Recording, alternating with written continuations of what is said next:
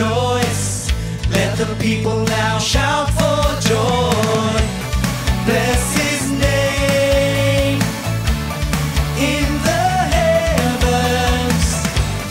Let his power lead us all the way. Jesus shall reign over all the earth, now and forever he will. Jesus shall reign over all the earth, now in his presence we sing.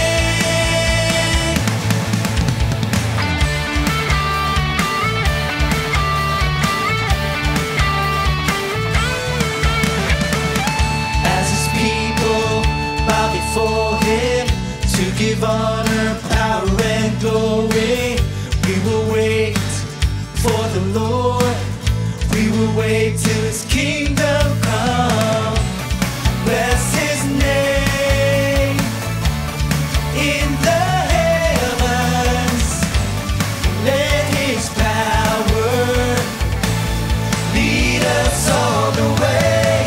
Jesus shall reign over all the earth, now and forever he will.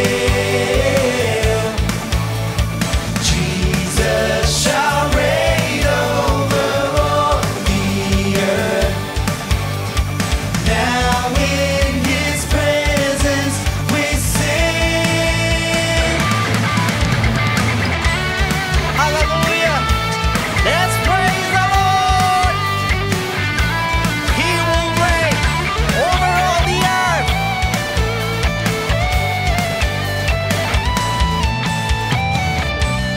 Bless his name in the heavens.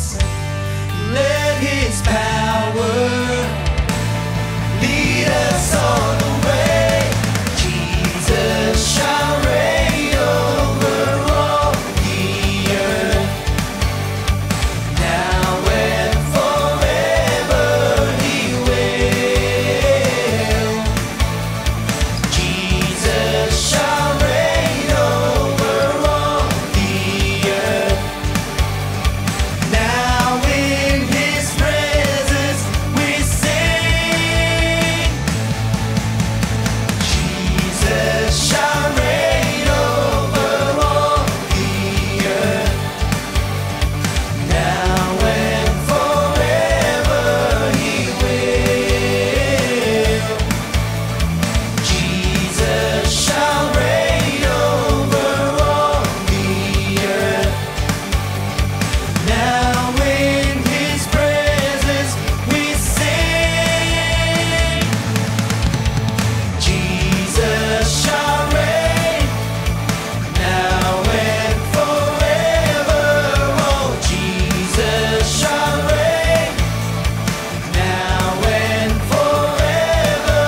Oh, Jesus shall reign over all the earth.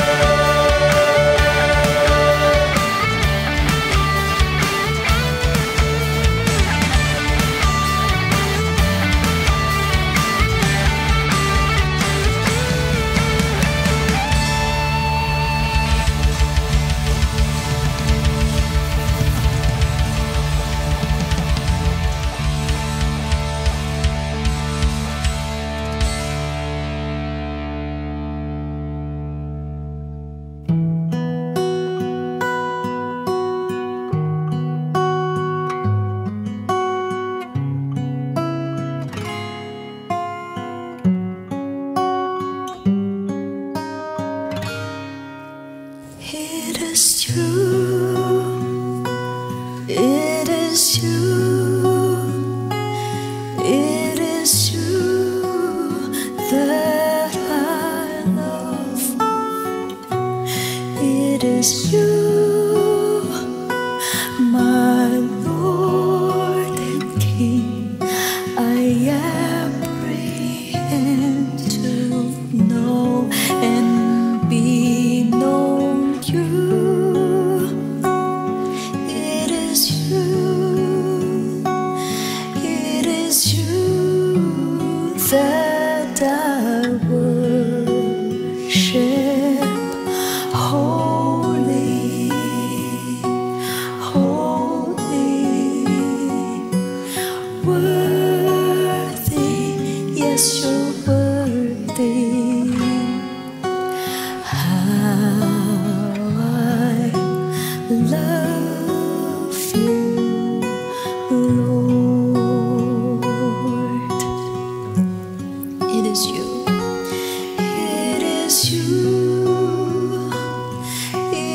is you, it is you that I love. It is you, my Lord and King. I apprehend to know and be known you. It is you, it is you that I worship.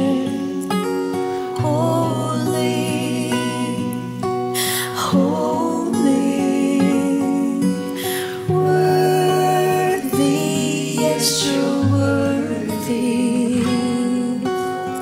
How I love you, Lord.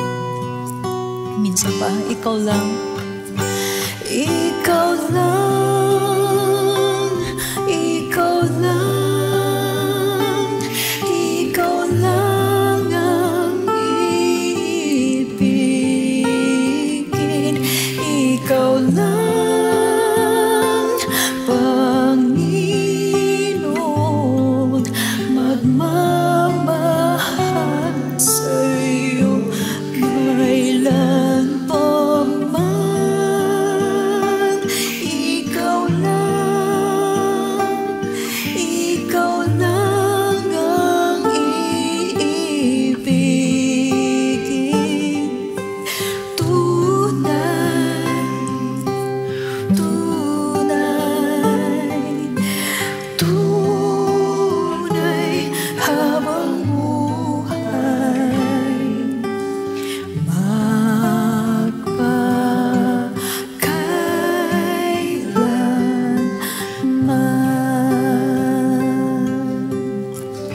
Ikaw lang.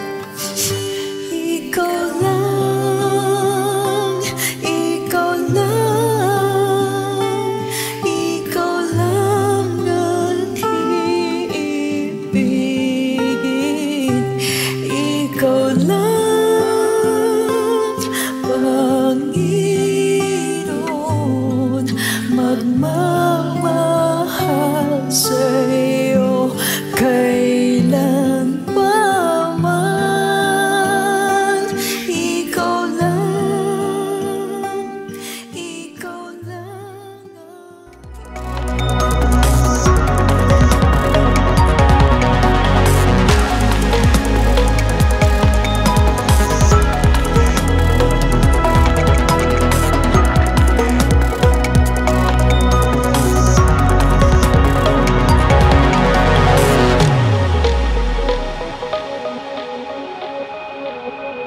Alright, tayo po ay talagang pinagpala ng ating Panginoon. Ang gustong-gusto niya talaga na makikita na tayo po sama-samang nagtitipon upang itaas natin ang kanyang pangalan. Kaya yung galak po na nasa atin, galing po yan sa ating Diyos na buhay.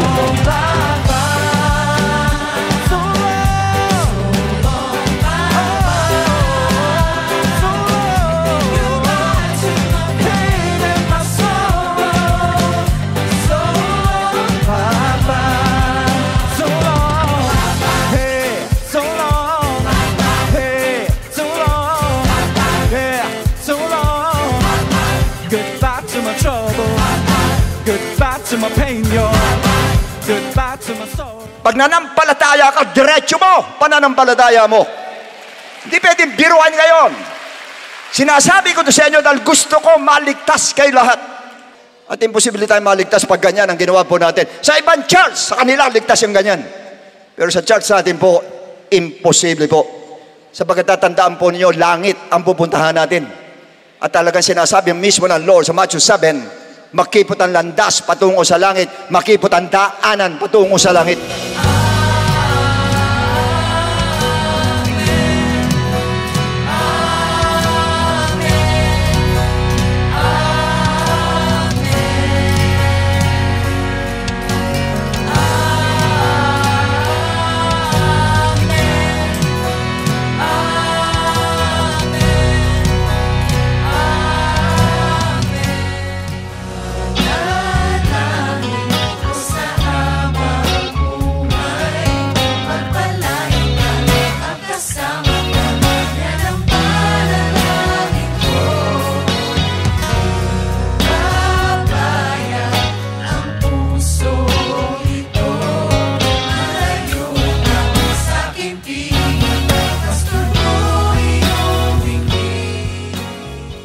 Kapag nagbabasa po tayo ng salita ng Diyos, marami po tayong mapupulot na wisdom dyan. Halimbawa, may na-encounter tayong mga problems sa family, sa relationship, sa kaibigan, sa negosyo, sa hanap buhay, sa trabaho natin. Hindi, yung judgments natin magiging mas maayos kasi ang guideline na sinusunod natin yung salita ng ating Panginoon. Kaya nga po talaga dahil sa loving kindness ng Lord who never fails to give us mercies every morning, strength when we need it, and grace when we ask for it.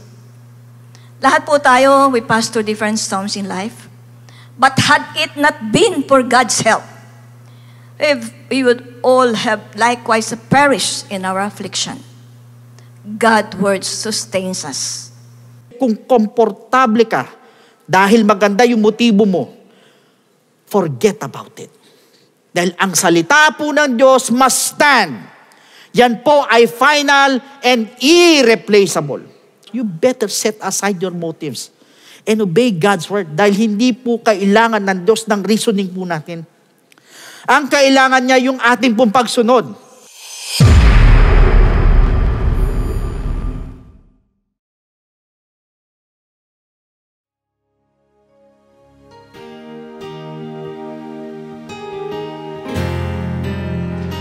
Praise God, hallelujah.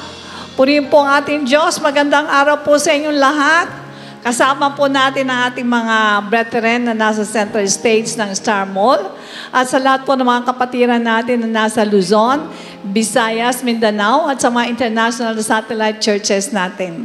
Ganon din po sa inyong lahat din na naka-tune in at makikisa po maghandog sa ating Diyos na buhay para po sa pagsamba, pasasalamat at sa pakikinig po sa kanyang dakilang kalooban. Welcome po sa Friends Again ng Jesus Christ. To God be the glory. Amen. Praise the Lord. Purihin po ang ating Diyos, isang napakaganda pong pagpapala ang binibigay po ng Panginoon sa atin. Pwede bang batiin mo yung nasa likod mo? Sabihin mong magandang hapon sa iyo. Purihin po ang ating Panginoon. Tunay nga po na kinakailangan po talagang masasaya po tayo sapagkat ang paglilingkuran po natin ay hindi po yun tao, naging tao lang. Bago po tayo magsimula, of course, magbabasa po muna tayo ng ilang talata sa Biblia sa Psalms chapter 30, verses 4 to 5. Sing the praises of the Lord, you His faithful people. Praise His holy name, for His anger lasts only a moment, but His favor lasts a lifetime.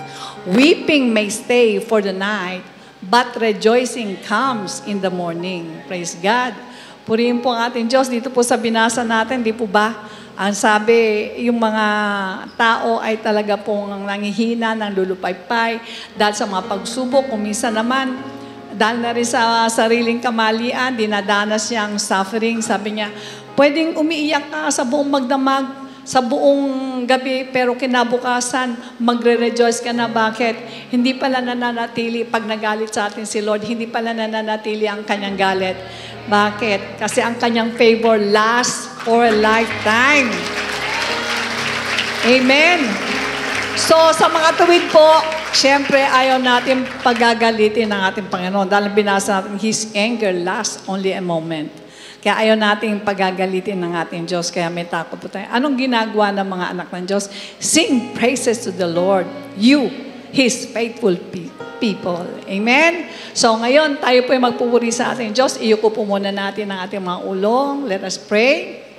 Dakilang Ama, maraming salamat po sapagkat binigyan mo na naman kami ng pagkakataon upang magkaisa sa lugar na to, upang maitaas ka, papurihan, pasalamatan. Alam po namin, O Diyos, na talagang natutuwa at nagagalak, na makita mo kaming nagkakasama-sama, nagkakasundo, Panginoon, sa isang bagay na kayo po ay aming pasalamatan. Salamat po ng marami, Lord, hinihiling namin ng basbas mo, basbasan mo po kaming lahat. Tulungan mo po kami, Panginoon, na mawalang lahat ang mga problema ng iyong mga anak. Iwanan to, Panginoon, sa aming tahanan ngayon. O Diyos, i-focus namin ang aming atensyon sa inyo sapagkat alam po namin galing sa inyo lamang ang mga solusyon sa aming mga problema. Tinataas din po namin ang aming beloved Bishop na lagi mong ginagamit sa amin, Lord. Ibigay mo ang double portion ng anointing sa kanya upang lahat ng mga bagay na lalabas sa kanyang mga labi ay nanggaling po sa iyong dakilang kalooban. Nagtitiwala at umaasa po kami, Lord, na sa hapon na to, panibagong kalakasan na naman ang ibibigay mo po sa inyong mga anak. Sa iyo po lahat ang kapurihan. In Jesus' name we pray. And everybody say, Amen.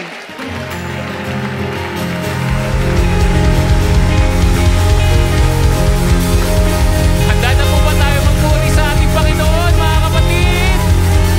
Let's give it our best shot sa pagpupuri sa ating Panginoon. Sa lahat ng mga gandang ginawa niya sa buhay natin, karapat-dapat lang po na ibigay natin sa Kanya ang best praise. Hallelujah!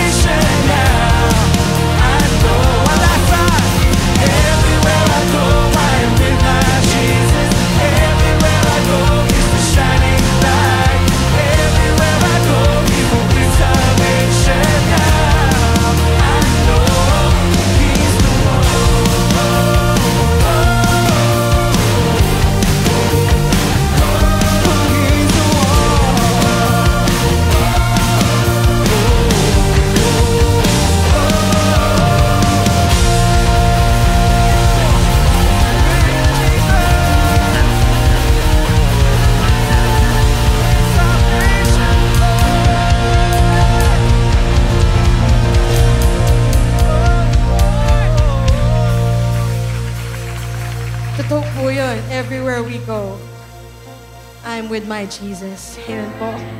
During na mga darkest moments ng buhay po natin, mga kapatid, wala pong sino man o anumang bagay ang kayang mag-comfort sa atin, kundi ang ating dakilang Panginoon. Kapag ka tayo'y umuwi na, yung mga kasama natin, or yung pag-uwi mo sa bahay, tulog na lahat, di ba po? Yung asawa mo, mga anak mo, magulang mo, mga kapatid mo, kasama mo sa bahay. It's between you and God. Di ba? Pag gabi na, Lord, ito po yung nararamdaman ko, ito po yung situation ko. And when we open our Bible, those scriptures are comforting us. Di po ba? Kaya importante ang life verse na memorize natin. For example, if you are, meron kang ibang pakiramdam na, di ba?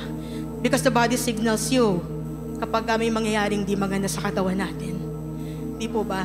Open our Bible. Lord, sabi mo, Isaiah 50 verse 5, by your stripes I healed.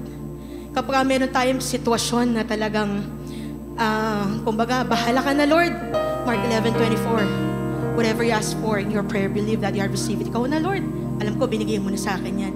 Those are comforting scriptures in the Bible. Kaya si Lord lang po talaga ang kayang mag-comfort sa atin.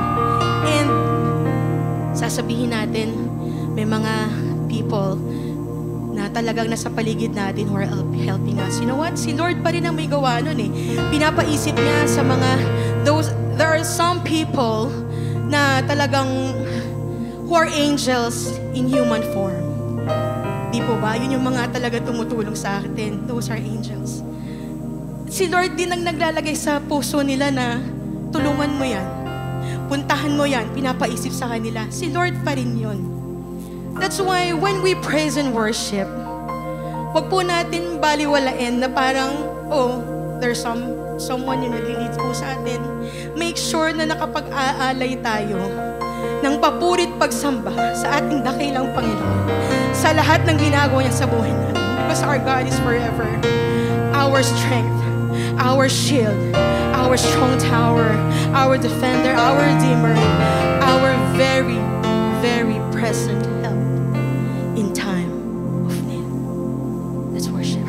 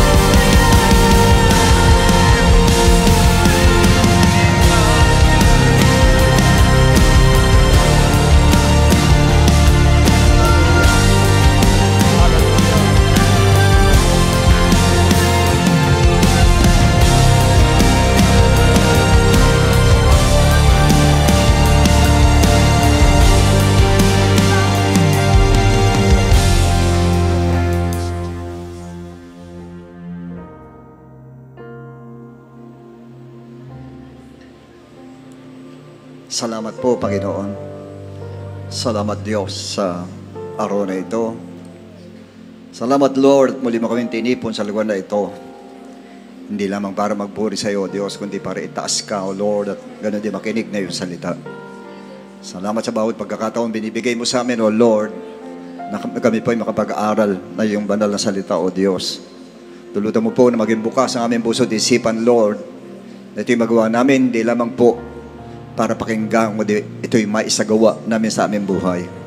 Alam mo, Diyos, na sa hapong ito, sa araw na ito, ay muli matatalakay, O Diyos, ang isang baksa na alam kong gustong-gusto mo para sa amin lahat, Ama. Na sana po, Diyos, ito'y hindi lamang namin pakinggan, kundi ito'y pamuhay namin lahat, Panginoon. Para sa ganun, madama namin, O Diyos, talagang mayroong kat buhay ka talaga, Panginoon, sa aming buhay, O Diyos, at makita ni man tao na ikaw talaga'y buhay, Panginoon. Kaya, Lord, kumilos ka po sa aming kalagitnaan, sapagkat baliwala ang lahat ng ito pag walang Espiritu Santo mo, Lord. Kaya pagalusin mo po ang anointing mo mula sa akin patungo sa lahat ng mga taong nandirito, Panginoon. At tulutan mo madama namin, O Diyos, ang iyong presensya sa araw na ito. Pakalinisin mo kami, Lord, at gawin mong karapat-dapat, O Diyos, sa iyong banal na salita. Maraming salamat, Lord, and this we ask in Jesus' name. Amen and amen. Okay, purihin ng Diyos, mga kapatid, at sa araw na ito po ay alam ko masaya tayong lahat sapagkat isa uling pagpapala na tayo po ay magkasama-sama sa lugar na ito para magpuri sa Lord, kayo din po para mag-aaral po na kanyang salita. Sa bawat pagkakataon binibigay ng Diyos sa atin ay bayong pasasalamat ang dapat bigay natin sa Panginoon sapagkat hindi natin alam kung ano ang mangyayari sa isang linggo, sa isang araw, sa isang taon, sa isang buwan, hindi natin alam. Ang Diyos lang ang nakakaalam. Kaya siguro dapat lahat ng bagay, lahat ng pagkakataon ay sasamantalahin po natin na magkaipon-ipon tayo para sa ganun po ay magkasama tayo at magkasama-sama tayo po na nakikinig na kanyang salita at pinamumuhay ang kanyang salita po. Sa ngayon po, ang church ay nasa waiting period na po ang church. Nasabihin natin na ba nag-iintay po tayo, dapat po ay nandun sa atin yung pinag-aralan natin nakaraan, yung patience at bukod sa lahat yung pag-aaralan natin po ngayon sa hapong ito. Now, if you have your Bible, please turn with me in the book of 1 Corinthians chapter 16. Verses 19 to 24. Now, the churches of Asia greet you. Aquila and Priscilla greet you heartily in the Lord. With the church that is in their house, and all the brethren greet one another with a holy kiss. Church is in their house. Nung araw po, bahay-bahay lang ang church po. The salutation with my own hands, Paul's. If anyone does not love the Lord, if anyone does not love the Lord Jesus Christ, let him be accursed. O Lord, come, or Maranatha. The grace of our Lord Jesus Christ be with you, and my love be with you all in Christ Jesus. Amen. And our subject today is entitled, If Anyone Does Not Love God. And may the Lord bless the scriptures that we have read. You may all be seated, please. Okay, now, brothers and sisters, basically, the statement of Paul about Christ is very encouraging, such as believing on the Lord Jesus Christ and you will be saved. And whoever call on the name of the Lord shall be saved. However, in 1 Corinthians 16:22 says, if anyone does not love the Lord Jesus Christ, if anyone does not love the Lord Jesus Christ, let him be accursed. O Lord, come. Now, this is a very strong and a very hard statement of Paul. But some theologians said that this verse refers to non-believers and others to the Jews who do not believe that Jesus Christ is the Messiah. And some say that this is about the false prophets. But for me, we can refer this verse to the church of God. We may observe that after he said this hard statement, Paul said, Maranatha, which means, O Lord, come. So the idea is that the Lord Jesus Christ is coming is at hand. Christ's coming is at hand. And those who do not love in His coming will be accursed. In fact, in Romans 9:3, for I could wish that I myself were accursed from Christ for my brethren, my countrymen, according to the flesh. So hindi lang isang beses ang ginamit yung salitang sumpain o itakwil ang yung pong hindi nagmamahal sa Panginoon. In Galatians 1:8 says, but even if we or an angel from heaven preach and any other gospel to you that what we have preached to you, let him be accursed.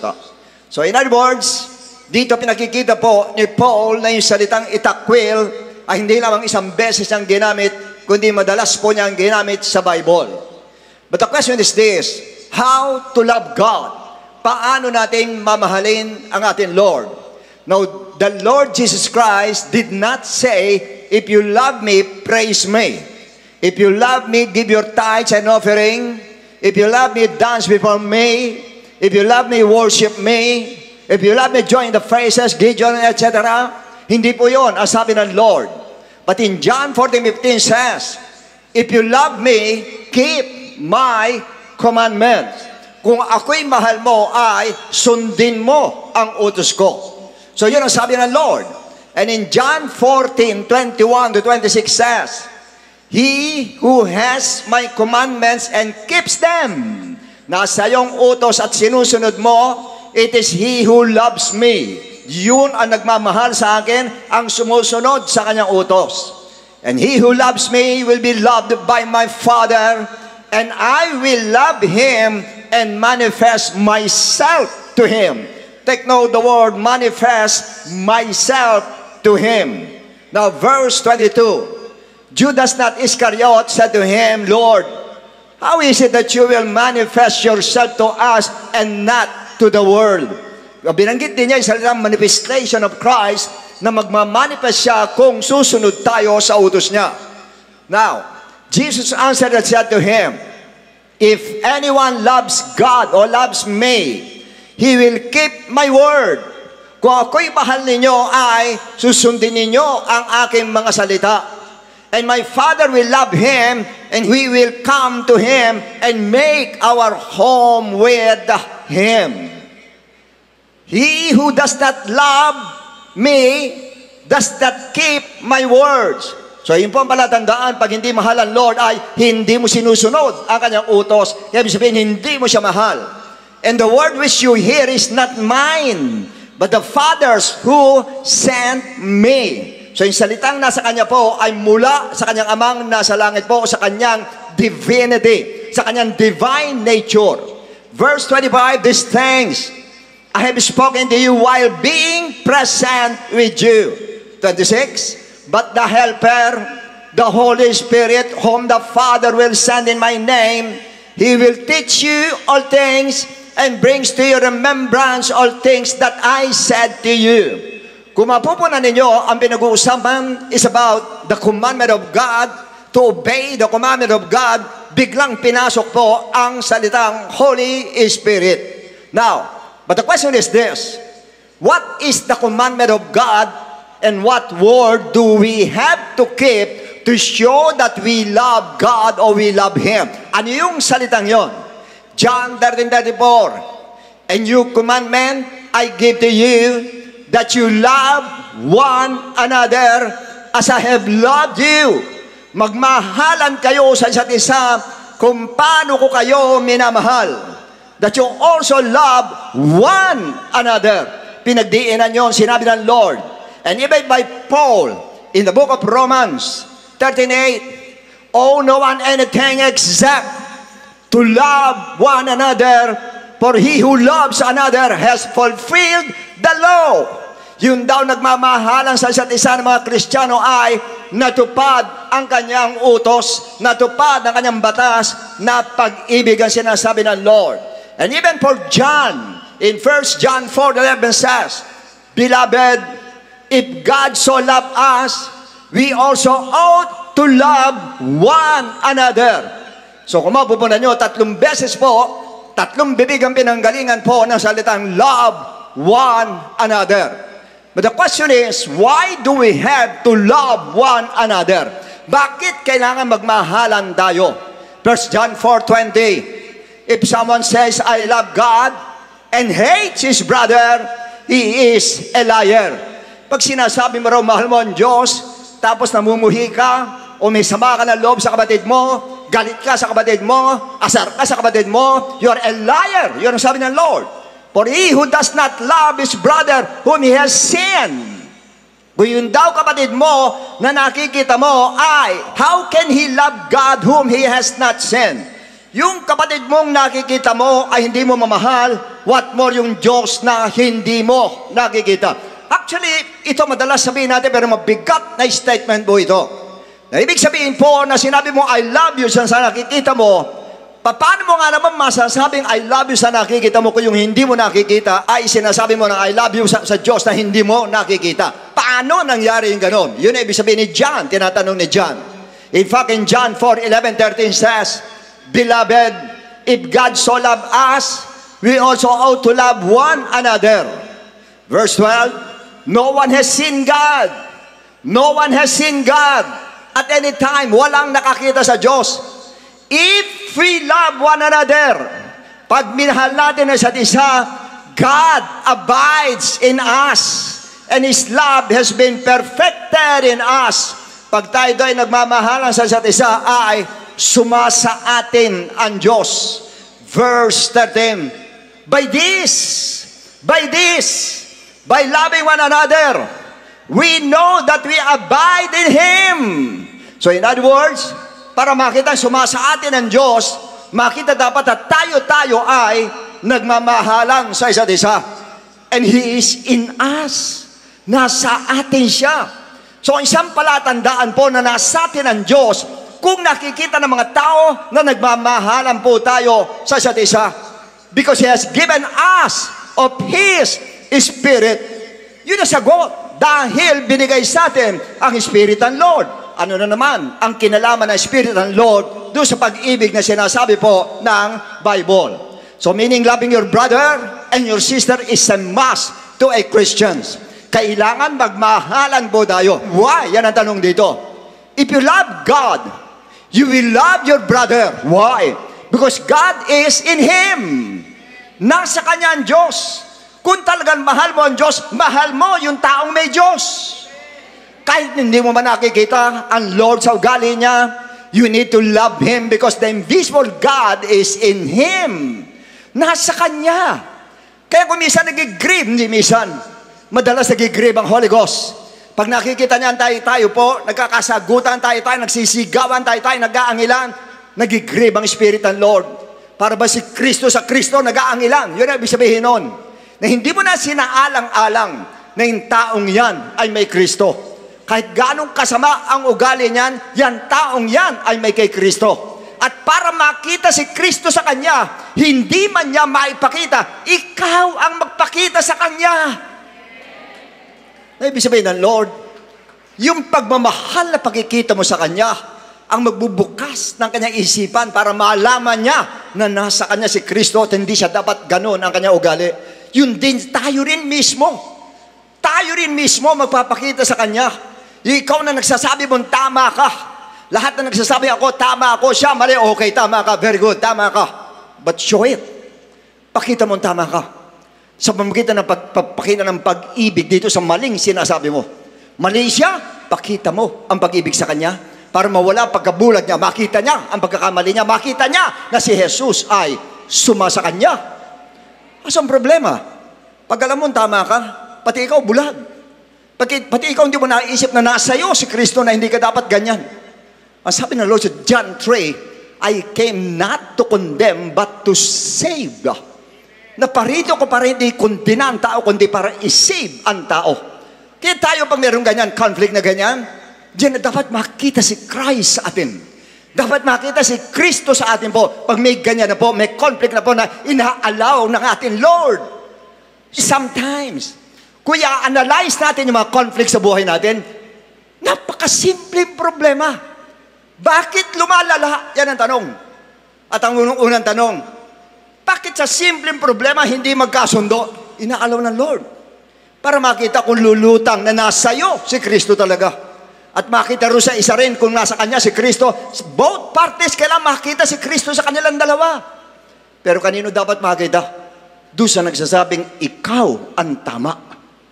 Kung tama ka, dapat si Kristo nakikita sa iyo. Kanya ikaw iniisip mo tama ka, makita si Kristo sa iyo. Siya iniisip tama rin siya, makita si Kristo sa iyo. Doon mo makikita na tama ka pag si Kristo na ang nakita sa iyo. Pero hanggat hindi nakikita si Kristo sa iyo, ang salita ng Lord sa iyo hindi nakikita at hindi mo pinamumuhay, hindi mo ina-apply sa conflict na yan, wala pa rin si Kristo, lubog si Kristo sa iyo at hindi makikita si Christ sa atin po. Anong sabi ng Lord? Kung mahal mo ako, ay susundin mo ako. At sino mang hindi nagmamahal sa Lord ay itakwil. Yun ang sinabi ng Bible po. Kadelikado po yung salitang love. Mabigat po yung salitang love sa atin, Lord. Napakabigat. Imagine, anyone who does not love God, let him be accursed. Kung sino hindi nagmamahal sa Lord, itakwil. So, kailangang makita ang pagmamahal natin sa atin, Lord, sa pamamagitan ng pagmamahal mo. Diyan sa nakikita mong kapatid mo na may Kristo din. Now, how to love God by loving your brother? Paano naman yon? John 21, 15, 17. So when they had eaten breakfast, Jesus said to Simon Peter, Simon, son of Jonah, do you love me? Mahal mo ba ako? More than this? And he said to him, yes, Lord, you know that I love you. And he said to him, then have faith in God. Hindi yun ang sinabi. Feed my lambs. Pakainin mo yung mga batang tupa ko. Mahal mo ako? Okay, no problem. Pero muna sabihin, mahal ako. Pakainin mo yung mga batang tupa. Sumunod, tanong ulit. And he said again, a second time, Simon, son of Jonah, do you love me? And he said to him, yes, Lord. I love you, Lord. Kaya nagbibigay ako ng tithes, Lord. Hindi yun ang sinabi niya. You know that I love you. He said to him, give your tithes? Hindi. Hindi sinabi ganun. Batin ka ng Sunday service. Hindi ganun. Then, my sheep. Kanina lamb, batang tupa. Ngayon may sheep, yung matatandang tupa. Alagaan mo yung matatandang lupa. Next, he said to him the third time, Simon, son of Jonah, do you love me? And Peter was grieved because he said to him the third time, do you love me? And he said to him, Lord, you know that all things, you know all things, you know that I love you, Lord. Jesus said, feed my sheep. Pag sinabi mo, mahal mo, Lord, may gagawin ka. Hindi pa pwede sabihin mo, mahal mo, Lord, na wala kang gagawin doon sa kapatid mo. May gagawin ka. Yan sheep ang tawag ng Lord, pero kapatid ni Peter yun sa pananampalataya, may gagawin si Peter. Mahal mo ako, Peter? Oo, pakainin mo sila. Mahal mo ako, Peter? Oo, alagaan mo sila. Diyan mo pakita yung pagmamahal mo sa akin. Hindi mo ako nakikita yan, nakikita mo, diyan mo ipakita sa kanila. Pag sinabi sheep, generalize ang sinabi ng Lord. May sheep na matitigas ang ulo, alagaan mo pa rin. May sheep na pasaway, alagaan mo pa rin. May sheep na mabait, alagaan mo pa rin. May sheep na umaangal, alagaan mo pa rin. May sheep, kala mo sheep, yung pala parang kambing, parang goat, alagaan mo pa rin. Walang pinipili. Ang pag-ibig ng Diyos ay walang pinipili. Pirmi nyo tatandaan. 17 to 18 says, John 3, but whoever has these words, goods, and sees his brother in need, and shuts up his heart from him, how does the love of God abide in him? Nagtanong ang Lord. Kung nakita mo si John, nakita mo nangangailangan yung kapatid mo, tapos sinarhan mo yung puso mo, hindi mo tinulungan siya, anumang klaseng tulungin, hindi mo siya tinulungan, ano sabi ganon? Paano makikita na yung pag-ibig ng Diyos ay sumasayo? Paano makikita? Sinundan niya, my little children, let us not love in word or in tongue, but love in deed and in truth. Ang pag-ibig po ay sinasagawa. Ang pag-ibig po ay punong-puno ng aksyon at hindi po puro salita lang ang pag-ibig. At tulad iba, pagka nanliligaw ko, I love you, puro I love you, kayo maniwala dyan mga babae. Pakita mo. Showtime. Pag sinabi mo, I love you, Lord, pakita mo na mahal mo, Lord. Sa magitan ng pag-ibig mo, dyan sa mga nakikita mo. Matthew 25, 35, 40, alam nyo lahat to. For I was hungry, you gave me no food. I was thirsty, and you gave me drink. I was a stranger, and you took me in. Next. I was naked, you clothed me. I was sick, you visited me. I was in prison, you came to me. Next. And then the righteous will answer him saying, Lord, when did we see you hungry and feed you, or thirsty and give you drink? And when did we see you a stranger and take you in, or naked and clothe you? Kailan yan, Lord? Or when did we see you sick? Kailan yan? Or in the prison, di ka naman nagkakasakit, Lord eh. Hindi ka naman nakakulong, Lord. Kailan yan? And come to you, Lord. Kailan ka ba nagutom? Hindi ka naman nakita nagutom. Sumugutan, Lord. Hindi ka namin pinakain ni minsan man. Kami pinapakain mo, ikaw hindi namin pinakain. And the king will answer and say to him, as should I say to you, in as much as you did it to one of this my brethren, you did it to me. Mabigat yun. Yung ginagawa mo sa kapatid mo, kay positive, kay negative, ginawa mo sa kanya. Mag-ingat. Mag-ingat kayo sa inyong pagsasalita. Mag-ingat kayo pag may conflict na. Mag-ingat kayo pag mayroon hindi pa nagkakasunduan. Mag-ingat ng pagsasalita. Dahil anuman ang sabihin mo dyan, anuman ang gawin mo sa kanya, hindi mo sa kanya ginawa. Doon sa nasa kanya mo, ginawa, hindi sa kanya. Ang problem, pag nasa conflict tayo, nalilimutan mo si Kristo. Ang naiisip mo yung kapatiran, hindi si Kristo. Wow. Ibig sabihin nun, every time na makikita mo kapatid mo, anuman klase ng sitwasyon, kay negative, kay positive, si Jesus Christ dapat ang sinasaalang-alang mo na sa Kanya.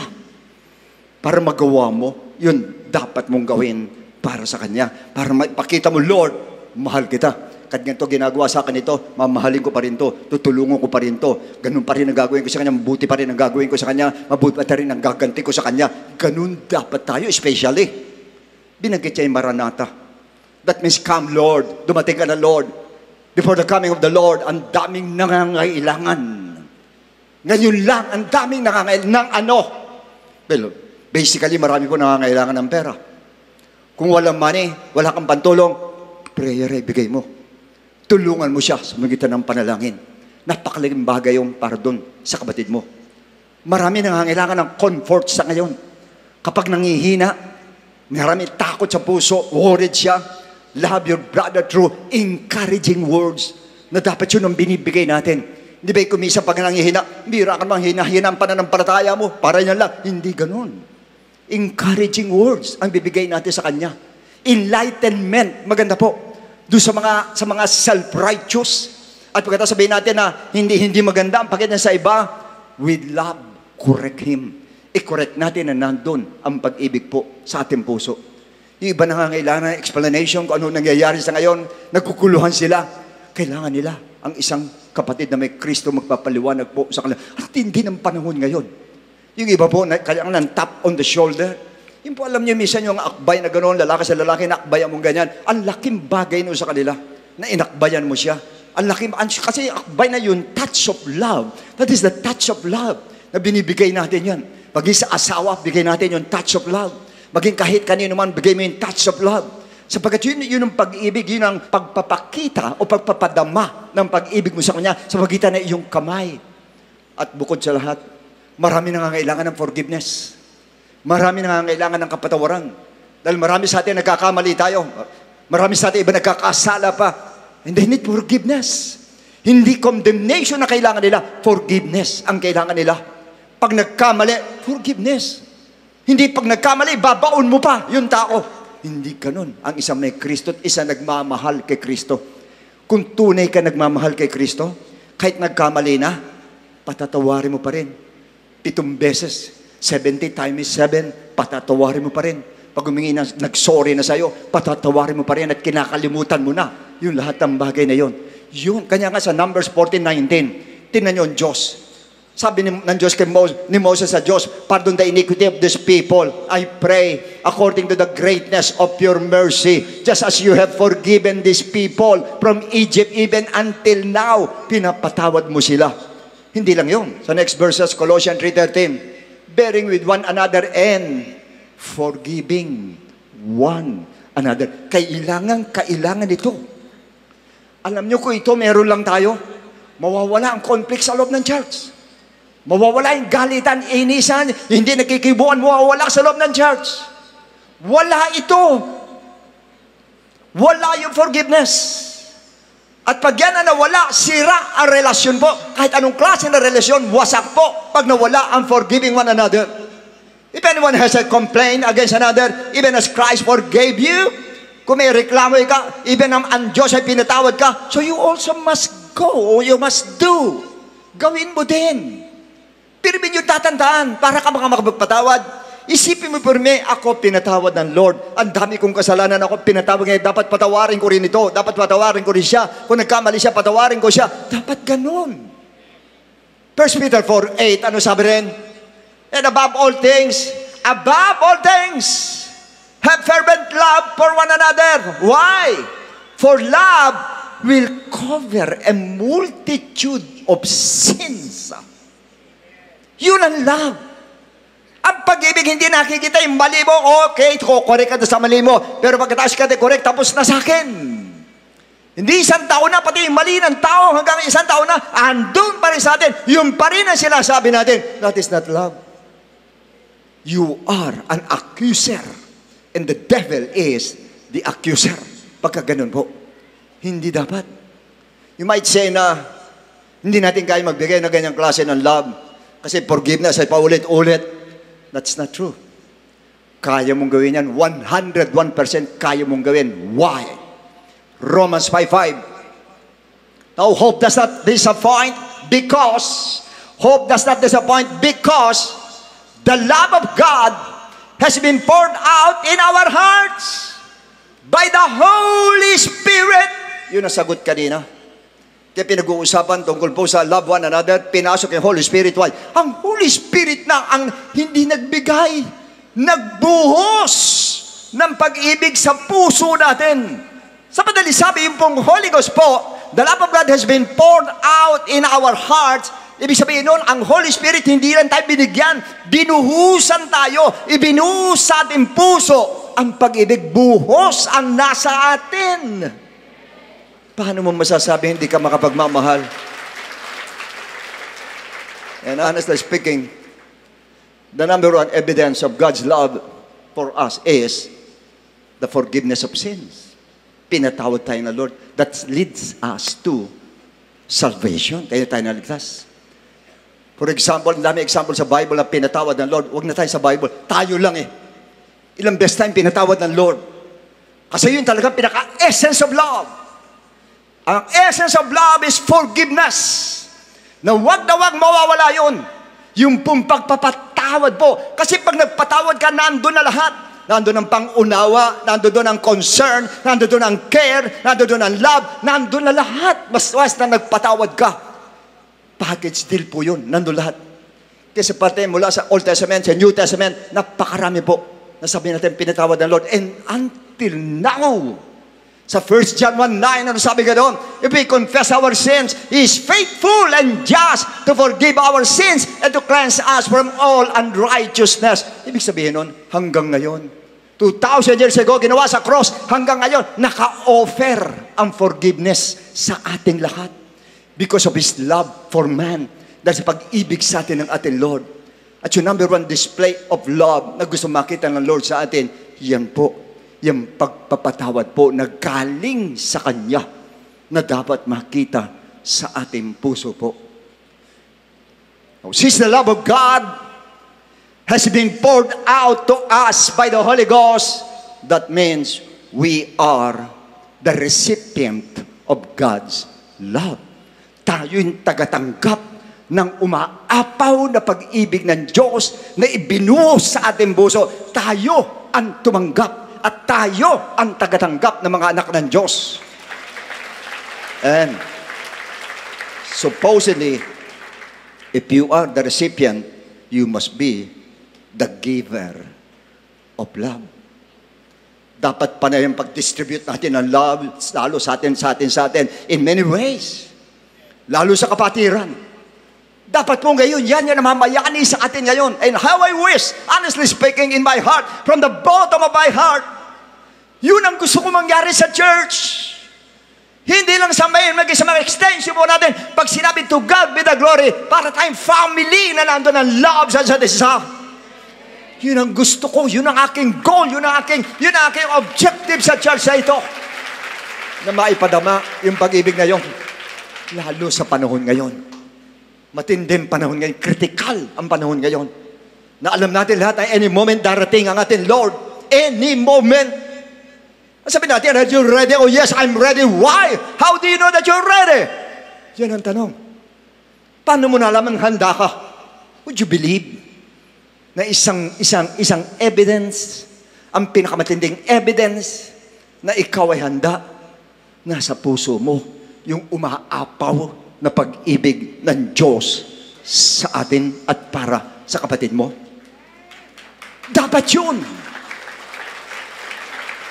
Dapat yun na nangingibabaw ngayon lahat sa atin. Hindi dapat nakikita yung mga hindi magandang bagay sa atin, hindi dapat ni sa guni-guni. Hindi dapat. Dahil yung pag-ibig na binigay sa'yo, hindi lang bigay, buhos ang binigay sa atin. Nasaan na ang pag-ibig ng Lord? Where is the love of God? Saints, where? Nasaan na? Binuhos sa'yo, saan napunta? Ibinuhos sa'yo lahat, nilagay sa heart mo, saan napunta ang pag-ibig ng Lord? Na dapat ngayon binibigay natin, dinidistribute natin sa mga kapatiran, sa hindi kapatiran, nandun puro pag-ibig ang inihahasik natin lahat. Nasaan na? Nasaan na, church? Madaling kumanta ng I love you, Lord. Madaling magsabi ng I love you, Lord. Madaling magbasa sa Bible, I love you, Lord. But show it. Pakita mo. Dahil hinahanap ng ating Lord. Kanino ko pakikita? Sa Lord, papakita ko sa Kanya. Hindi mo siya nakikita. Makikita mo ang Diyos, magitan ng katabi mo. Ayan, andyan ang Diyos, katabi mo. Hindi doon sa langit, hindi mo makikita sa langit. Patong-patong yan, may first heaven, second heaven, third heaven. Doon pa lang ang throne ng Lord at hindi mo makikita sa sobrang layo niyan. Kanya nga siya bumaba eh. Kanya nga siya bumaba, kanya binuhos ang Holy Ghost. Para na sa ganun pa, pag sinabi mo love, huwag ka nang tumingala. Diyan na, sa katabi mo, ayan na. Hindi ka nagaganoon para makita yung mamahalin mo. Diyan mismo sa katabi mo, nandyan na yung mamahalin mo. Nasa loob niya yung mamahalin mo, kasama yung katawang yan. Oh God, how I wish na sana ma-reach natin yung ganun level. Sana ma-reach natin. Alam niyo kung bakit? In John, 1 John 2:18 says, little children, it is the last time, the last hour. And as you have heard, the Antichrist is coming. Even now, many Antichrists have come, by which we know that it is the last hour, the last days, the last time. The Antichrist is coming. You know, we are very much aware about the work of the Antichrist, such as having one government, one religion, one currency, the mark of the beast, wars, gawa ng demonyo yan. But we are not unaware kung ano yung tinatanim ng Antichrist sa puso ng mga tao. Now we know that Antichrist hates God. He hates God. And he hates the people of God. That's why he pushes and influences people to hate God as well. Gusto niya mamuhi din ang mga tao sa Diyos. Yun ang gusto niya. And now it's happening nowadays. Alam natin yan. Kung sa putis natin, kung nagkamali sa Pakistan niya, dayan. Kung paano sinusunog yung mismong, yung mga churches sinusunog. At hindi lang yun. Sa India, kung nagkakamali, ilan ang minasaker mismo sa loob ng church nila, pinagpapatay, yun nandun sa loob ng church nila. Hindi nyo alam, ganyan ang nangyayari na sa labas. Sa sobrang puot ni Satanas sa Diyos. Kanya yan ang ginagawa niya. Itong mga tao ito, muhing-muhi ito sa mga Kristiyano. sinusunog yung church nila, binabagsak yung cross nila, sinusunog yung Bible, pinapatay sila, ipinunla ni Satanas yan sa puso nila para magkaganon sila. Brothers and sisters, you also influence people to hate another one. Yan ang problema na hindi nyo nakikita. By means of accusation, because the devil is the accuser that creates conflicts among brethren against brethren. Yan na nangyayari. Kanya, ando ng bitterness sa mga Kristiyano, nando doon yung spirit of condemnation, nando doon yung pride, insecurities that cause division, na hindi nyo alam na taniman ka na ni Satanas. Na dapat hindi mangyari sa atin. Yung sinasabi na sa'yo, Satanas, nataniman ang isipan mo, nataniman ang ganyang klase ng hatred sa kapatid, na hindi dapat mangyari sa ating Christian na baptized ng Holy Ghost. Why? 1 John 2:20, ang sinabi ng Bible, but you have an anointing, you have an anointing from the Holy One, and you know all things. By the anointing of God, you know all things. Pag sinabing all things, alam mo lahat at igawa ng Antichrist, alam mo. For example, yung war just sa Ukraine and Israel, hindi na napipunay mabibigat na war na nagaganap ngayon. Nakikita natin. Samantala sa parte ng mga kapatid, hindi tayo nagiging sensitive samantalang nasa atin ang anointing ng Lord. Pag sinabing anointing ng Lord, the presence of God nasa atin. Kaya dapat na-discern natin yung war na yan, na-discern natin. Ano yung war na dapat ma-discern natin?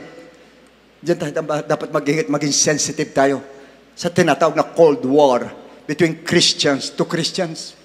Ang nakatingin tayo sa war ng Ukraine, nakatingin sa war sa Israel, tsaka doon sa Hamas, nakatingin tayo, pinanunod natin, at tayo habag na habag sa Israel, at talaga iniisip natin, gera darating ng Lord. Hindi mo naisip, may gera din sa loob ng church. Kapatid sa kapatid, naglalaban. Leader sa kanyang workers, naglalaban. Pastor sa members, naglalaban. Silent war. Hindi nagsasalita, pero sa puso naglalabanan ang puso nila. Ilan sa mga Kristiyano ganyan, naglilingkod sa Lord. You're serving God, tinataas mo ang kamay mo, you're praising the Lord and worshiping God, but deep inside, nasa gera ka. Deep inside, nasa gera yung heart mo. Nakipag-gera sa isang kabatiran, nakipag-gera sa co-workers, nakipag-gera sa co-pastor, sa co-leaders, nakipag-gera, yun ang nangyayari. Habang nag-worship ka, nagbibigay ka sa Lord. Oh God, tatanggapin kaya ng Lord yan. Sinabi ng Matthew 5, bago ka mag-alay, puntahan mo muna yung may sama ng loob sa'yo. At saka ka mag-alay. Otherwise, hindi tatanggapin ng Lord ang alay po natin. Kaya nga sa parting dapat nagiging sensitive tayo sa mga war na yan. Tingnan natin itong war within. War within the church. Yun ang tingnan natin. Kasi sinabi sa verse 27 to 27 of 1 John, but the anointing which you have received from Him abides in you. And you do not need that anyone teach you, but as the same anointing teaches you concerning all things. And it's true. And it's not a lie. And just it has taught you, you will abide in Him. Dahil sa tinuro sa'yo, kaya dapat naka-abide ka sa Kanya, naka-abide ka sa love ng ating Lord. Meaning dapat, alam natin, at nadidiscern natin na gustong gawin ng Antichrist sa ating buhay. Gustong gawin ng Antichrist sa ating church. Gustong gawin ng Antichrist sa mga bawat ministry. At gustong gawin ng Antichrist sa ating lahat. Sa ngayon po, ang daming war. War in the family. War in the school, inside the school. War in business. War in government. War in the church. Against church. Tayo, pinaglalaban.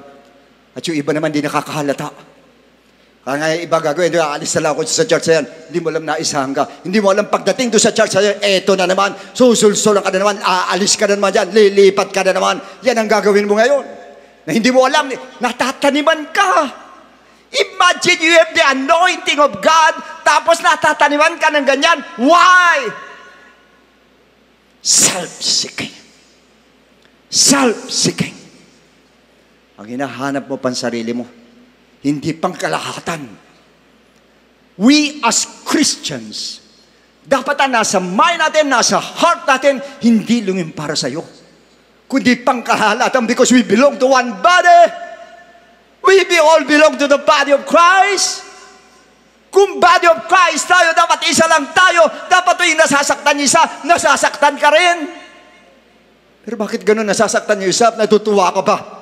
Why? Don't you belong to one body, my friend? Siguro nga iniisip mo, hindi. Kanya ganun ka. Iba sa inyo nakakatiis. Hindi kikibuin yung iba, natitiis mo. God! Si Kristo, hindi mo kinikibo. Hindi mo ba alam yan? Hindi mo kinikibong yan. May Kristo yan. At ang na nagawin mo dyan, ginawa mo kay Kristo, hindi sa Kanya.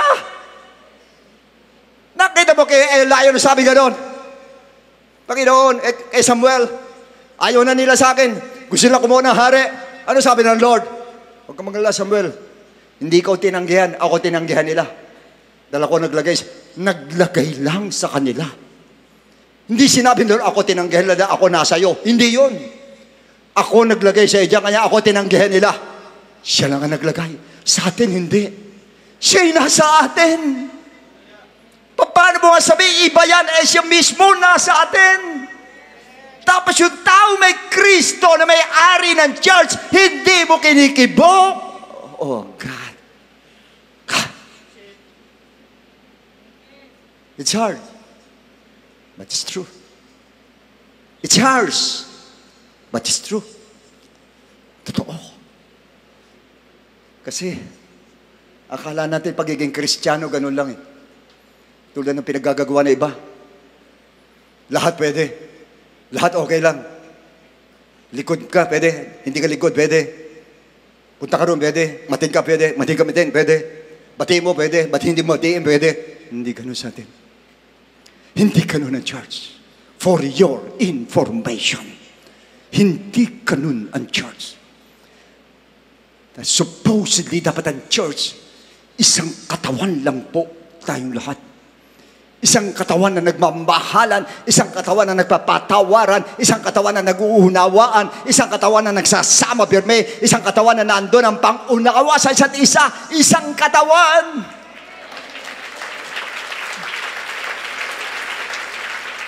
At yun nangyayari ngayon sa world, na ang world punong-puno ng hatred,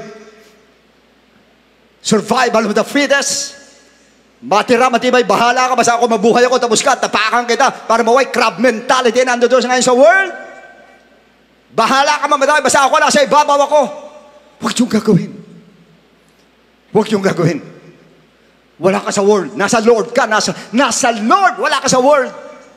Never kayo magkaroon ng crab mentality. Hindi dapat ganun. As a matter of fact, the foundation of the church is the rock. And who is the rock? The rock is Jesus Christ. At pag sinabing foundation, ano yung foundation? Sa ibabaw, sa ilalim? Nasa ilalim. Ang Lord ang nasa ilalim. Kaya yung sabihin, tatapakan ka ng Lord dahil siya mismo tinatapakan natin. Siya foundation, tayo nasa ibabaw. Ang church nasa ibabaw. Ang nasa ilalim ang Lord. Ganun tayo inaalalayan ng Lord.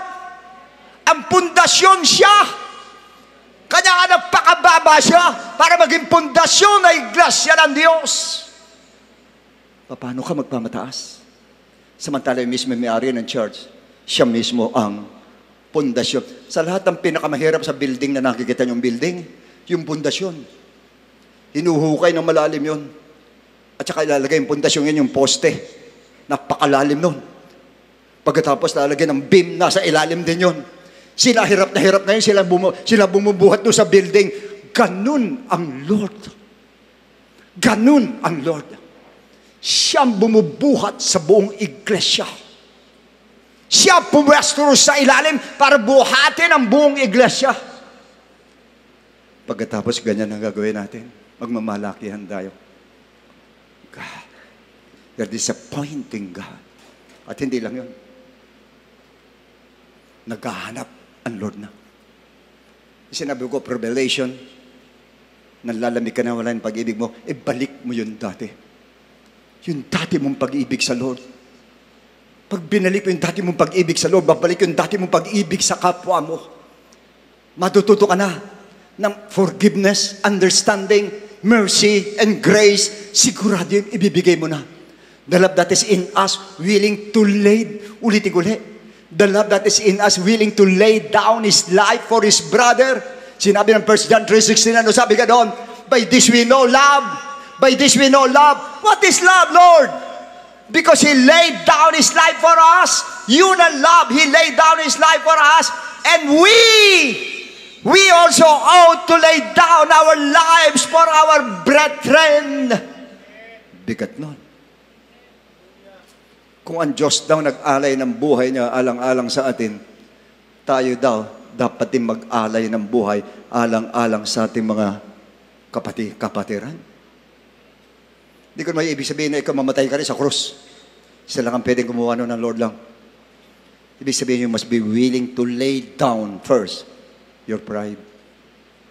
Matuto ka magbaba ng pride. I-lay down mo yung pride mo. Lay down your reasoning. Ako tama. Ibaba mo na. Ayaw mo na ako mali. Magkasundo na tayo. Yun ang dapat. You're willing to lay down your reputation. Ayoko masabing mali ako. Tama ako. Matalino ako. Kailan tama ako. Oh God, you're stupid. Sorry for that word. But you're stupid pag ganun ka. Ang Lord mismo nagsabi sa Philippians 2. Ang sinabi ko chapter 2. Nawalan siya ng reputasyon, pero hindi niya inintindi yung reputasyon niya. Yung reputation niya, baliwala sa kanya. Why? May save lang tayo. Tapos ikaw, ang taas ang tingin mo na reputasyon mo sa'yo. Hindi bali pagdating sa kasalanan, kailangan mataas ang reputasyon mo. Pero pagdating sa pagpapakumbaba, pagdating sa relationship, yan mo na yung reputation. Importante, magkasundo tayong dalawa. You have to lay down your opinion and even your right. Yung iyong karapatan. You must learn how to lay down your right. Ibaba mo yung karapatan mo. Alisin mo na yung karapatan mo. Sinabi ni Paul yan. Kahit ako may karapatan, hindi ko ginamit ang aking karapatan para mawin ko lang kayo. Imagine that. Because the love of God that has been poured out by the Holy Ghost is overwhelming. Kung yun lang ang umiiral sa atin, kaya mo i-lay down lahat yan. Kaya mo i-lay down ang pride mo, reputation mo, reasoning mo, yung mga opinion, yung right mo. Walang problema dyan sa lahat. Sige, lay down ko lahat yan. Babaan ko lahat yan. Alisin ko lahat yan. Magkasundo lang tayong dalawa. Dahil nag-uumapaw ang pag-ibig ko sa iyo, kapatid. Ang pag-ibig ng Diyos ko sa iyo, nag-uumapaw. Ganun dapat. Matatalo lahat yan pagka ganun. Sa 1 John 2:28 says, and thou little children, abide in Him in love, that when He appears, we may have confidence and not be ashamed before Him at His coming. Yung pagdating ng Lord, makakatingin ka ng diretso sa Kanya. Dahil alam mo, yung nag-uumapaw na pag-ibig na binigay ng Holy Ghost sa'yo, i-distribute mo sa mga tao. Pinakita mo sa mga kapatiran, pinakita mo pati sa mga non-believers, yung pag-ibig na nasa puso mo na bigay ng Holy Ghost sa'yo, na binuhos ng Holy Ghost sa'yo, na ibigay mo, na i-distribute mo. Hindi yung lahat ng binigay sa'yo, nasa iyo pa rin. Ano ibig sabihin nun? Dapat yan. Yung nag-uumapaw ng pag-ibig sa'yo ng Lord, pag binibigay mo, nababawasan. Binibigay mo, nababawasan, pero napupuno uli. Binibigay mo, nababawasan, napupuno uli. Binibigay mo, nababawasan, napupuno uli. Pero pag ang pag-ibig ng Diyos ay pirming puno, ibig sabihin, hindi mo ginagamit ang pag-ibig ng Lord. Ibig sabihin, hindi mo dinidistribute ang pag-ibig ng Lord. Ibig sabihin, hindi mo sinashare ang pag-ibig ng Lord. Kaya pirming puno ka ng pag-ibig, pero hindi makita ang pag-ibig sa'yo. Why? Hindi lumalabas. Walang exit. Puro enter, pumasok lahat, andon, binuos lahat, tapos hindi lumalabas. Punong-puno ka ng pag-ibig. Sa kapunuan mo ng pag-ibig, hindi mo na magamit yung pag-ibig. Kaya sarili mong pag-ibig ngayon, ang ginagamit mo. The phileo love, instead na agape love, ang gamitin mo. Hindi obra. Kasi punong-puno tayo ng pag-ibig, yan ang sabi ng Bible. Kasi ulitin ko kanina, 1 Corinthians 16:22, ano sinabi niya? If anyone does not love the Lord Jesus Christ, let him be accursed. Oh Lord, come! Next verse. The churches of Asia Greet you, Aquila and Priscilla. Ayan na, binabanggit na niya isa-isa. Greet you heartily in the Lord with the church that is in their house. Pati yung mga church nandun sa bahay. All the brethren greet you. Greet one another with a holy kiss. Ang holy kiss po ay biblical. Pero ang holy kiss po is a sign of God's love. Yun po yun. Hindi yung halik na pagnanasa, hindi ganun po. Yung halik na may pag-ibig ng Diyos ang iniintay ng Lord po sa atin. And next, my love, Paul says, my love be with you all in Christ Jesus. Sinabayan niya ng Amen. Now, brothers and sisters, sa palagay ko, naibigay ko na sa inyo ang gusto ng Diyos ipaabot sa atin lahat. Yung nag-uumapaw sa puso mo, panahon na para ilabas mo at gamitin mo sa iyong kapwa. Na tayo mismo dito, dapat nagmamahalan tayo, hindi nag-aangilan. Nagmamahalan.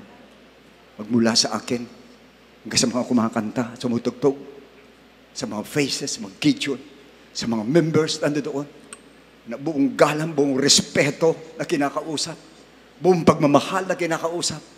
Pag nagkamali, buong pagmamahal na kinukorek. Dapat ganun na ang ginagawa natin para malaman mong handa ka sa pagbabalik ng Lord at with confidence, makakatingin ka sa atin, Lord, sa Kanyang pagbabalik. Nasa oras ito, mga kapatid, yuko natin mga ulo tayo manalangin. Oh.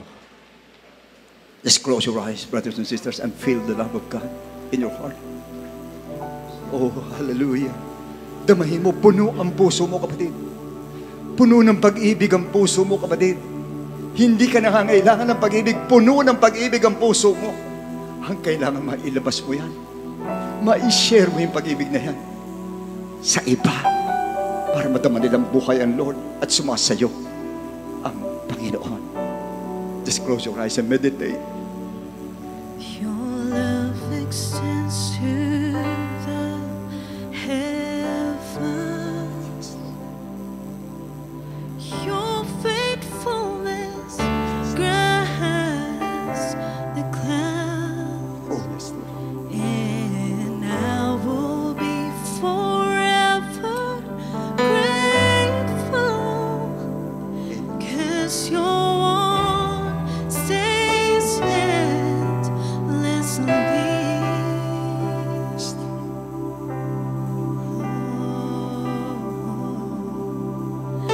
The grass withers and flowers fade, but you are always taking of me, and you renew Why not the share your love to one another? strength within Show your love to one me. another. As I wait for you, Pwede mo hawakan yung kamay na yung katabi. thank you Pwede mo hawakan ang kamay na yung katabi. for your love. Padama mo ang pag-ibig ng Diyos sa Kanya. Unselfishly Padama mo ang pag-ibig ng Lord sa Kanya. Padama mo ang pag-ibig ng Diyos sa Kanya. Oh, hallelujah. Hallelujah. Hallelujah. Lord, dumadaloy sa kamay niya ang pag-ibig ng Diyos. Dumadaloy sa kamay niya ang pag-ibig ng Lord. Dumadaloy sa kanyang kamay ang pag-ibig ng Diyos. Oh, hallelujah. Come on, saints. Yes, Lord. Yes. Let him feel the love of the Lord. Let him feel the love of the Lord. Let her feel the love of the Lord. Sige,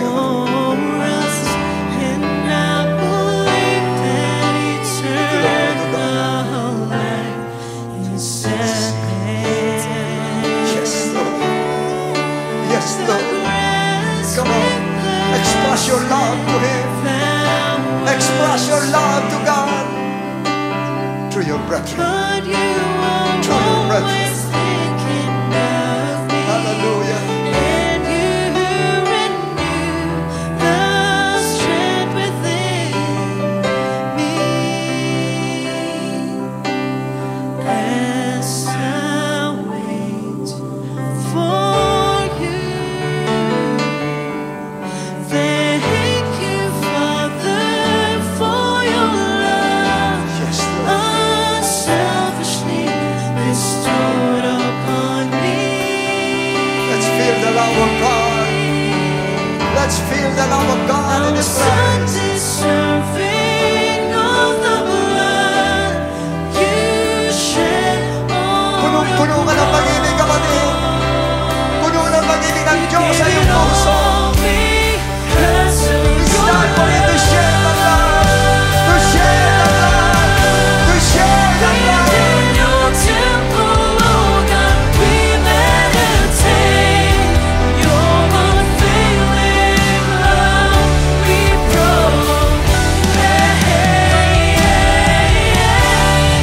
Teach me to love like you have loved me. Keep me secure in your hands. Thank you, Father, for your love unselfishly bestowed upon me.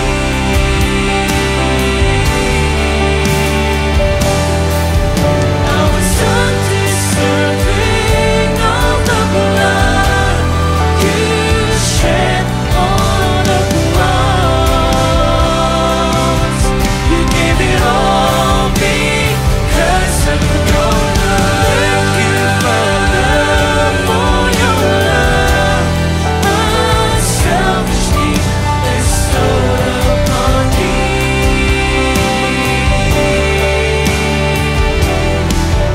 I was undeserving of the blood you shed on the cross.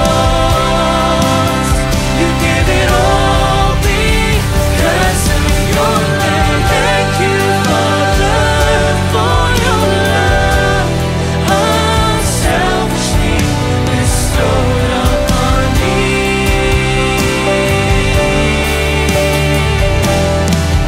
I was undeserving of the blood you shed on the cross.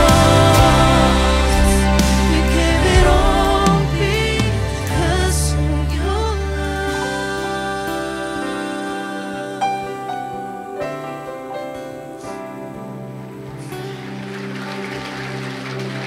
Praise God. Salamat po sa Panginoon sa napakagandang mensahe. Pwede ba sa pagkakataong ito, mga kapatid, na sabay-sabay natin sabihin sa ating beloved Bishop na maraming salamat, Bishop, sa paalala. At the count of 3, pwede po ba? Sige po, 1, 2, 3. Maraming salamat, Bishop, sa pagpapaalala. Alam niyo, mga kapatid, talagang napakabuti ng Panginoon. The message is very tough, hard, solid, ika nga eh. Pero naniniwala po ako, it is an anointing to our heads. Anointing po yan. Bakit? Kasi dyan po pinararamdam ng Panginoon yung pagmamahal niya sa atin. Amen po. So ngayon po, pinaalalahanan tayo ng Panginoon again to love one another. Kaya talaga pong each and every time, every Sunday, hindi po tayo binibigo ng ating Panginoon. So, napaka-importante po na wag po tayo magbi-miss ng ating pong physical service dahil talagang iba po pag nandito, talagang daman-dama mo ang pag-ibig ng Panginoon. And talking about love, para sa ating pong mga first-time guests and visitors po na nandito, unang-una, maraming salamat po sa pagdalo po ninyo ng ating pong gawain. Salamat at pinaunlakan nyo po yung nag-anyaya po sa inyo. So naniniwala po ako na may purpose po ang Lord sa buhay po ninyo at isa po yan is para pakita po sa inyo ng Panginoon yung kanya pong pagmamahal sa inyo. Kaya po kayo nandito. At pinakita po yan ng Diyos sa pamamagitan ng pagkamatay niya po o yung pagsasakripisyo niya po sa cross of Calvary. Sinakripisyo niya yung kanya pong sarili para po sa ating pong kaligtasan. So, yan po yung tinatawag na gospel of salvation that we need to believe para tayo po ay maligtas. So, please listen to me sa lahat ng mga first-time guests, hindi po sa lahat ng mga first-time viewers po. Pag sinabi po natin kaligtasan, ang sabi po sa Ephesians chapter 2 verse 8, for by grace you have been saved through faith. So, malinaw na sinabi ng data that we are saved by grace through faith. Kaya lang po ang tanong, saan po tayo mananampalataya at maniniwala? It is about the gospel of Jesus Christ na kailangan paniwalaan natin at sampalatayanan po natin sa 1 Corinthians chapter 15 verses 1 to 4. Ano po yan? Yan po yung death of Christ, yung burial of Jesus Christ, at yung pong resurrection of Jesus Christ. Tatlo po yan. Death, burial, and resurrection of Jesus Christ na kailangan po natin paniwalaan at sampalatayanan. Kaya lang po ang tanong, is believing enough? Pag tayo po ba'y naniwala, nanampalataya, wala na po tayong gagawin, tutundok na po tayo doon. Ang sabi po sa 1 Peter chapter 4 verse 17 sa bandang baba po ng talata, what will be the end of those who do not obey the gospel of God? Ano daw ang katatapusan? Ano daw ang dulo doon sa mga hindi sumunod sa gospel ng ating Panginoon? So, dito sabi, the gospel of Christ must be obeyed. Hindi po tayo matatapos sa pananampalataya at paniniwala lang. But rather, pag tayo nanampalataya at naniwala, kailangan lakipan po natin ng pagsunod. Kailangan sundin po natin yung gospel of Christ. Kaya lang po ang tanong, how will you obey? It is found in the book of Acts chapter 2 verse 38. Unang-una, tayo po'y magsisisi, or we are going to repent, we're going to ask for forgiveness, we're going to confess our sins. At naniniwala po ko, kahit marami tayong kapalpakan, marami tayong nagawang pagkukulang sa Panginoon, for as long as nandun po yung genuine repentance sa ating po mga puso, the Lord is willing and able to forgive your sin. Diyan po kasi nakatingin ang Panginoon sa puso po natin, nandun yung lubos or taos puso, nagsisisi po tayo sa ating po mga kasalanan. At diyan din po papasok yung death to sin. So yun po yung unang-unang step, we need to repent. Second, we need to be baptized in the name of Jesus Christ. So tayo naman po ibabautisman sa tubig, ilulubog po tayo sa tubig in the name of Jesus Christ po yan. At sabi po sa Romans chapter 6 verse 4, therefore we were buried with Him through baptism into death. Ulitin ko, therefore we were buried with Him through baptism into death, that just as Christ was raised from the dead by the glory of the Father, even so we also should walk in newness of life. So sa madali sabi, we need to be baptized in the name of Jesus Christ. Bakit po? Kasi po para bagang inililibing naman po natin ang ating po mga kasalanan, kasabay naman po ng paglilibing kay Kristo. So yan po yung pangalawang step, we need to be baptized in the name of Jesus. And the third step is we need to receive the gift of the Holy Spirit. Yan naman po papasok ang ating transformation, yung ating pong regeneration. So sa madali sabi, tayo mababago na po. Nang nabanggit po sa Romans chapter 8 verse 11, ganyan po sa Titus chapter 3 verse 5. In fact, once we receive the gift of the Holy Spirit, we're also receiving power. Aminin nyo man hindi, sa lahat ng mga bisita na nandito, sa lahat ng mga first-time viewers, lahat tayo may kahinaan. Ang hirap magbago pag sa ating sarili.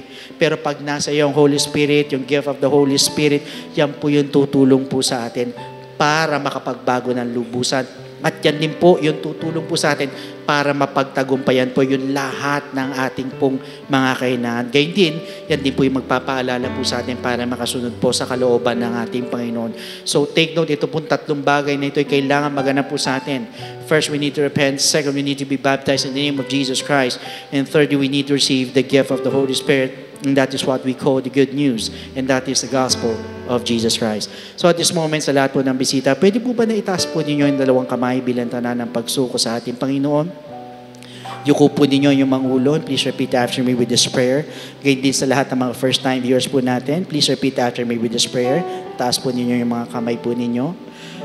Panginoong Yesus, lumalapit po ako sa iyo bilang isang makasalanan. Patawarin mo po ako sa lahat ng aking mga pagkakamali at pagkukulang. Sa oras na ito, tinatanggap po kita bilang sariling tagapagligtas. At tinatanggap po kita bilang Diyos ng aking buhay. Naniniwala po ako na ikaw ay namatay, ikaw ay nilibing, at sa ikatlong araw ay nabuhay na magmuli. Tulungan mo po ako makapagsimula ng bagong buhay. At idagdag mo po ako sa iyong kaharian. Maraming salamat po. Sa pangalan ni Jesus. Amen. So yan po yung first step. Para sa palawang step po, andyan ang telephone numbers po natin sa baba po ng screens po ninyo. Pwede po kayong tumawag dyan para makapagpaschedule po tayo ng water baptism, or otherwise, pwede po kayo mag-message po sa ating pong FB page para mabigyan po namin kayo ng further instructions. So meanwhile, here's our beloved Pastor Norma for the additional message and benediction. So God bless every one of you, and to God be all the glory.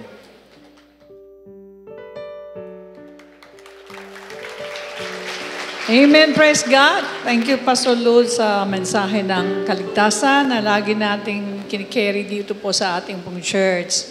Alright, napakapalad po natin sapagkat lagi po tayong pinapakain ng salita ng Diyos, ng ating Diyos na buhay. Tanungin mo katabi mo, meron ka na bang perfect love? Di ba? Mahirap isagutin. Alright, tayo po ay dadako sa ating offertory. Luke chapter 16, verses 10 to 11. Whoever can be trusted with very little can also be trusted with much. And whoever is dishonest with very little will also be dishonest with much. So if you have not been trustworthy in handling worldly wealth, who will trust you with true riches? So taas po natin mga kamay, 10 mga daliri.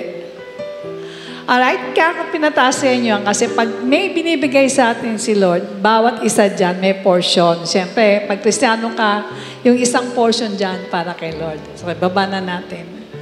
Alam po ba ninyo, na pag tayo po ay mapagkatiwalaan ng mga things of this world, kahit maliit lang daw, ay talagang nakikita na ng Lord yun.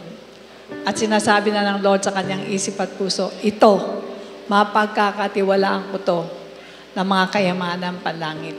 Kaya sa ating po lahat, ayaw natin pakita sa Panginoon na kapag tayo may tinatanggap, binabaliwala natin siya. Sapagat bakit para sa atin, ang kayamanan na yan ay panandalian lang. Ay habang tayo binibigyan ng ating Diyos, tayo naman naglululhati sa Kanya sa pamamagitan po ng pagbibigay. So this time po, panahon naman para mapakita natin sa Panginoon ang ating pagmamahal, ay magbigay po tayo para sa kanyang gawain. Meanwhile, for complete details of our online giving, please refer to the ways and means to give dyan po sa ating AVP. Maraming salamat din po sa mga kapatiran walang sawang sumusuporta sa ating mga gawain. So to all 1FCers and students, the 1FC Fellowship Night is moved on November 11, Saturday, 7 p.m. via Zoom. This is also open to your 1FC invitees. Also, join us for our next on-site worship service at Cuneta Arsodome on November 19 at 9 a.m. Let's invite our loved ones and friends for this evangelism event. Alright, so napakaganda na naman po. Sunod-sunod mo every month, palagi po tayong ini-encourage sa ating Lord para makapagdala po ng kaluluwa. Sa lahat po ng gusto nang mag-join sa Servants Force para mag-ministry, our ministry form is available at the information booth or scan the QR code flash on the screen to sign up. Alright po, tumayo po tayong lahat. Iyuko po natin ang ating mga ulo. Let us pray. Dakilang Ama, salamat po ng marami sa iyong pagmamahal sa amin. Salamat sa aming beloved Bishop na lagi mong ginagamit para kami po'y turuan. Alam po namin, O Diyos, na ang mga anak mo'y tinuturuan mong magmahal sa inyo. At paano nga bang magmahal sa inyo? Ang mahalin namin ang aming mga kapatiran at tulungan sila ay isang uri ng pagmamahal sa inyo.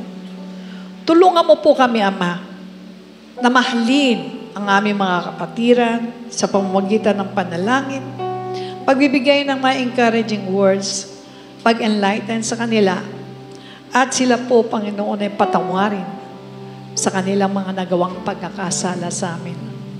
Tap on the shoulders ay napakalaking bagay para po sa aming mga kapatid na kumisan ay nakakalimutan namin dahil napaka-busy po namin. Kaya napakagandang aral po sa amin dito, Lord.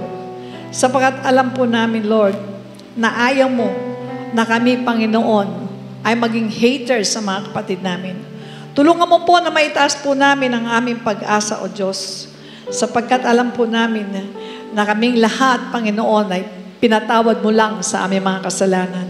Tulungan mo kami na maging secure kami na kapag dumating ka, Lord, mataas ang pag-asa namin na talaga makikita ka namin. Lord God, iunat mo ang iyong mapagpalang kamay sa bawat isang mga anak mo na nandirito. At ibuhos mo masaganang pag-ibig, Lord, sa puso at damdamin ng bawat isa. At ang pag-ibig na to na ibinigay mo po sa amin sa pamamagitan ng Holy Spirit, hayaan mo rin ito'y ma-distribute namin sa lahat ng mga taong nangangailangan nito. Salamat po ng marami. Patuloy namin tinataas ang gawain ng iglesia na to, Lord. Abutin mo ang lahat ng mga kapatiran. Sino man ang may sakit, iunat mo ang iyong mapagpalang kamay at pagalingin mo sa karamdaman. Sino man ang nagdarahap, Lord, i-boost mo masaganang pagpapalang finansyal at bigyan mo ng solusyon ang kanyang pangailangan. Sino man, Panginoong Jesus, ang namumroblema sa emosyon, i-touch mo siya, Panginoon. Tulungan mo po, O Diyos, na maging masaya siya at maunawaan niya ang lahat ng mga bagay na nangyari po sa kanyang buhay. Maraming salamat po. Pagpalain mo po ang gawain namin ito, O Diyos. Tulungan mo rin ang aming bansa mapagtagumpayan ang lahat ng mga problemang dumarating. At lagi namin pinagpray ng mga leaders namin, Lord, na kayo po ang siya manguna sa kanila. Pang sa ganon na ma-maintain po ang kapayapaan, ang peace and order sa aming bansa. Dalangan din namin, Lord, ang bansang Israel, Lord. Bigyan mo ng kapayapaan at ang mga kaaway niya, Panginoon. Tulungan mo po, Lord God. Alam po namin na mangyayari mga bagay na to. Pero ang tulong mo, Panginoon, ay nais po namin ibigay mo sa bansang Israel. Maraming salamat po.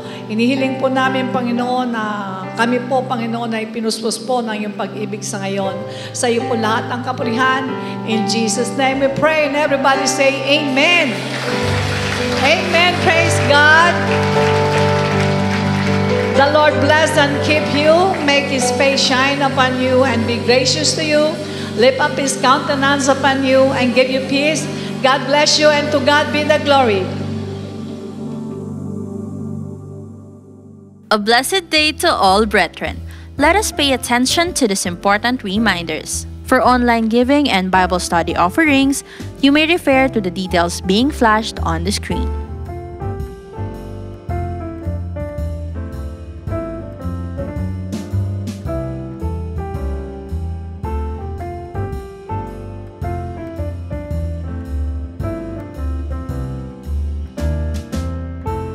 Kung nais niyo pong magpa-schedule ng baptism and one-on-one online counseling via Zoom, you can call us via the contact numbers flashed on the screen and send a message on our Facebook page. Let's continue to support our church. We are excited to announce these church updates. Never miss our on-site worship service at Star Mall Edsa Shaw Trade Hall, Level 3.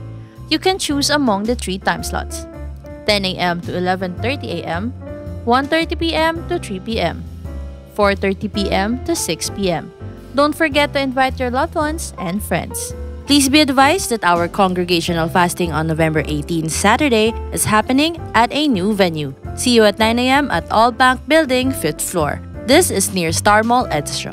Celebrate God's goodness and declare His awesome power. Join us for our next worship service at Cuneta Astrodome on November 19, Sunday at 9 a.m. Invite your loved ones and friends. Calling all Main Church Servants Force Teaching and Extension Church Pastors. Catch the continuation of the Teachers Training Seminar entitled The Teacher, tomorrow, November 6, 7:30 p.m. via Zoom. Please be advised that all online church activities such as My God Connection, Servants Force Devotion, General Bible Study, and Prayer Warriors resume this week. To all Servants Force, the chapter reading for the Servants Force devotion on Tuesday, November 7 is Psalm chapter 119, verses 137 to 176, and Psalm chapter 120. To all 1FCers and their students, please be advised that our 1FC Fellowship Night is moved on November 11, Saturday, 7 p.m. via Zoom. This is also open to your 1FC invitees. Inviting all Yupper and Newgen. Join the last Pray Talk Eat for this year, happening on November 25, Saturday, 7 a.m. via Zoom. Visit Yupper and Newgen social media pages for details on how to be a part of this activity. Calling all businessmen and professionals. Anticipation is building for Achievers Business for Christ 31st anniversary entitled War is Over. On November 29, Wednesday, 6:30 p.m. at Camelot Hotel. Registration fee is 1,200 pesos per head. You may send a message to ABC's Facebook page to join. Please save these dates for our December events. Servants Force Thanksgiving Night on December 20, Wednesday, 7 p.m. at UP ang Bahay ng Alumni. Pasko sa Atin on December 24, Sunday, 9 a.m. at Cuneta Astrodome. Please bring groceries worth 300 pesos to share with our brethren. And Salu Salubong on December 31, Sunday, 9 a.m. at Cuneta Astrodome. Good news! This is your chance to join the Servants Force, calling all those with God-given gifts and skills. We are looking for passionate individuals who will be part of the worship team, Cat Prod, and Service Operations Ministries. For worship team, we need vocals and band such as electric or acoustic guitarist, bassist, keyboardist, and drummer. For Cat Prod, we need new addition to the C-Cube, video team, multimedia and graphics services team, audio and tech support. The service ops is also in need of Bethesdan, Gideon, and comrades. Those who want to join must have completed one of C Books 1 and 2 as a basic requirement. Scan the QR code or fill out the ministry form found on our website. The Servants Force Department will get in touch with you after successfully submitting the form. Sign up now.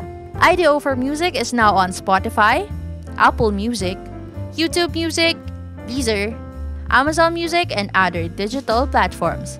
You can also start using IDO for Songs on your Facebook and Instagram stories and reels and TikTok videos. Our church merchandise are up for grabs. Our very own calling card and newest sticker designs are available for purchase. We encourage you to visit our church kiosk located at the entrance to purchase. You can also contact us via our Facebook page or the numbers flashed on the screen to order.